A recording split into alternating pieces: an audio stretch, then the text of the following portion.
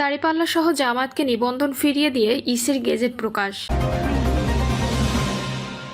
এদিকে জামাতের সঙ্গে জোট ও পিআরে একমত নূর। জানাবো নতুন সংবিধান ছাড়া নির্বাচনে যাবে না এনসিপি, বলছেন নাহিদ ইসলাম। এবং সর্বশেষ জানাবো লন্ডন বৈঠকের পর সংস্কার প্রস্তাব বিএনপি কেন্দ্রিক হয়ে পড়েছে, বলছেন চরমোনাই পীর। শুনছিলেন সংবাদ শিরোনাম, এবারে বিস্তারিত। দাঁড়িপাল্লা সহ জামায়াতকে নিবন্ধন ফিরিয়ে দিয়ে ইসির গেজেট প্রকাশ। বাংলাদেশ জামায়াত ইসলামীকে দাঁড়িপাল্লা প্রতীক সহ নিবন্ধন ফিরিয়ে দিয়ে জারি করা বিজ্ঞাপনটি এবার গেজেট আকারে প্রকাশ করেছে নির্বাচন কমিশন।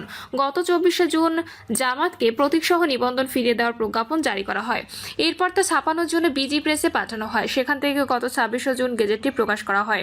ইজি সচিব আক্তার আহমেদের প্রকাশ করা গেজেটে বলা হয়েছে, গণপ্রতিনিধিত্ব আদেশের আওতায় রাজনৈতিক দল হিসেবে নিবন্ধনের জন্য ওই আদেশের 90 ধারার শর্তানুযায়ী বাংলাদেশ জামায়াত ইসলামীর আবেদনের পরিপ্রেক্ষিতে দলটিকে 2008 সালের 5ই নভেম্বর নিবন্ধন দিয়েছিল নির্বাচন কমিশন। এতে বলা হয়, বাংলাদেশ সুপ্রিম কোর্টের হাইকোর্ট বিভাগে দায়ের করা রিট পিটিশনের প্রদত্ত রায়ের সূত্রে 2018 সালের 28 অক্টোবর দলটি নিবন্ধন বাতিল করে নির্বাচন কমিশন। পরে আপিল বিভাগ হাইকোর্টের রায়কে বাতিল করে দলটি নিবন্ধন পুনর্বহালে আদেশ দেন। গেজেটে আরও বলা হয়, বাংলাদেশ সুপ্রিম কোর্টের আপিল বিভাগের রায়ের পরিপ্রেক্ষিতে বাংলাদেশ জামায়াত ইসলামীর নিবন্ধন বাতিল বিষয়ে নির্বাচন কমিশনের 2018 সালের 28 অক্টোবর প্রকাশিত প্রজ্ঞাপনটি বাতিল করে বাংলাদেশ জামায়াত ইসলামের নিবন্ধন প্রতীক সহ পুনর্বহাল করা হলো।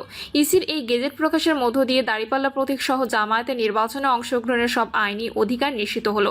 তবে এখনও জামায়াতের দাঁড়িপাল্লা প্রতীকটি নির্বাচনী বিধিমালায় অন্তর্ভুক্ত করা হয়নি। শিগগিরই সে কাজটিও সম্পন্ন করবে সংস্থাটি। জামায়াতের সঙ্গে জোট ও পিআরে একমত নূর। জামায়াত ইসলামীর সঙ্গে মতবিনিময় সভা করেছেন গণ অধিকার পরিষদ। রাজধানীর মগবাজারে জামায়াতের কার্যালয়ে এ সভা অনুষ্ঠিত হয়।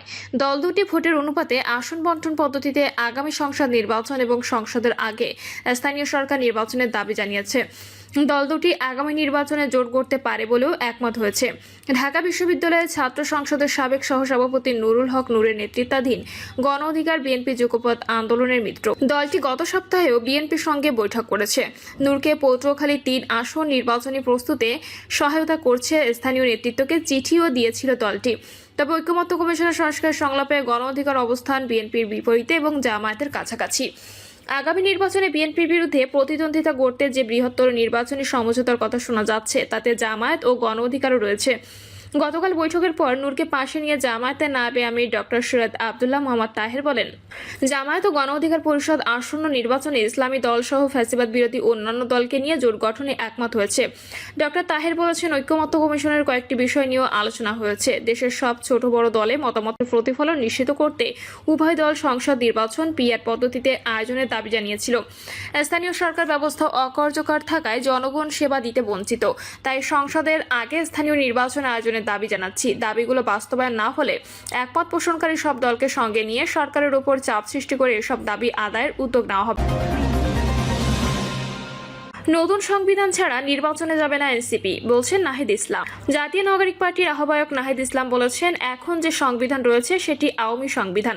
এটি সংস্কার করে নতুন সংবিধান প্রণয়ন করতে হবে। তিনি বলেন, মৌলিক সংস্কার, নতুন সংবিধান আর হাসিনার বিচার ছাড়া নির্বাচন হলে এনসিপি অংশ নেবে না, আর সেই নির্বাচন দেশের মানুষও মেনে নেবে না। এনসিপি আহ্বায়ক বলেন, আমরা পরিষ্কার করে বলেছি, এত মানুষের রক্ত, এত মানুষের আত্মত্যাগের জুলাই আন্দোলন কেবলমাত্র ক্ষমতার পালাবদলের জন্য, তা আমরা মেনে নেব না। তিনি বলেন, চাঁদাবাজ, দুর্নীতিবাজ, দখলবাজ, মাফিয়া, দুর্নীতিবাজ, ব্যবসায়ী, সিন্ডিকেট বন্ধ করতে হবে। হাসিনা দোসরদের প্রতিহত করতে হবে। মানুষের ভাগ্যের উন্নয়ন ঘটাতে হবে। নাহিদ ইসলাম বলেন, বিগত দিনে আমরা শুনে এসেছি শুধু উন্নয়ন আর উন্নয়ন, বাস্তবে কিছুই নেই। রাজা যায় রাজা আসে, লালমনিরহাটের মানুষের ভাগ্যের উন্নয়ন হয় না। তিনি বলেন, তিস্তা নদীর পানি যথাযথ ব্যবহার করার সুযোগ না থাকায় পুরো উত্তরাঞ্চল অবহেলিত হয়ে রয়েছে। খুব দ্রুত নদী ও সীমান্ত সুরক্ষা আন্দোলন শুরু করা হবে। তিনি বলেন, ভারতের কাছ থেকে নদীর পানির ন্যায্য হিস্সা ও সীমান্ত সুরক্ষা করতে সরকারকে বাধ্য করা হবে। দেশের উন্নয়নে আগামী নির্বাচনে এনসিপির পক্ষে থাকার আহ্বান জানান তিনি। এনসিপি দক্ষিণ অঞ্চলের মুখ্য সংগঠক হাসনাত আব্দুল্লাহ বলেন, গুম, খুন, হত্যার বিচার হয়নি। যারা আমাদের ভাইকে পাখির মতো গুলি করেছে, হত্যা করেছে, তাদের বিচার হয়নি। তিনি বলেন, তত্ত্বাবধায়ক সরকারকে বলতে চাই, যতগুলো অ্যাসাইনমেন্ট নিয়ে ক্ষমতায় বসেছে তার মধ্যে একটি হলো নির্বাচন। শুধু নির্বাচন দেওয়া আপনাদের অ্যাসাইনমেন্ট নয়, সংস্কার, নতুন সংবিধান আর হাসিনার বিচার ছাড়া নির্বাচন নয়।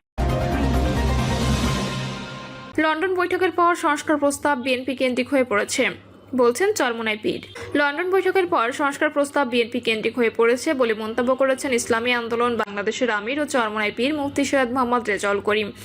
জুলাই অভ্যুত্থানের প্রথম বর্ষপূর্তি উপলক্ষে আজ এক বিবৃতিতে তিনি একথা বলেন। সৈয়দ মোহাম্মদ রেজাউল করিম বলেন, অধ্যাপক মোহাম্মদ ইউনূসের নেতৃত্বাধীন সরকার যে উদ্দীপনা ও প্রতিজ্ঞা নিয়ে কাজ করেছিল এখন তাতে ভাটা পড়েছে বলে মনে হচ্ছে। বিশেষ করে লন্ডন বৈঠকের পর সংস্কার প্রস্তাব বিএনপি কেন্দ্রিক হয়ে পড়েছে। তারা একমত না হলে সেই প্রস্তাব আর অগ্রসর হচ্ছে না। পিআরের মতো একটি বিষয়ে অধিকাংশ রাজনৈতিক দল একমত হলেও কেবল একটা দলের জন্য বাস্তবায়ন করা যাচ্ছে না। অথচ স্বৈরতন্ত্র রোধে পিআর একটি পরীক্ষিত ও উত্তম পদ্ধতি। অন্তর্বর্তী সরকারকে কঠোর হওয়ার আহ্বান জানিয়ে ইসলামী আন্দোলন আমির বলেন, অন্তর্বর্তী সরকারকে তার প্রতিজ্ঞা ও দায় পূরণে অবিচল ও কঠোর হতে হবে। স্বৈরতন্ত্রের রাস্তা খোলা রেখে কারো চাপে যদি এই সরকার নির্বাচন আয়োজন করে তাহলে ইতিহাসে তারা চির অপরাধী হয়ে থাকবে।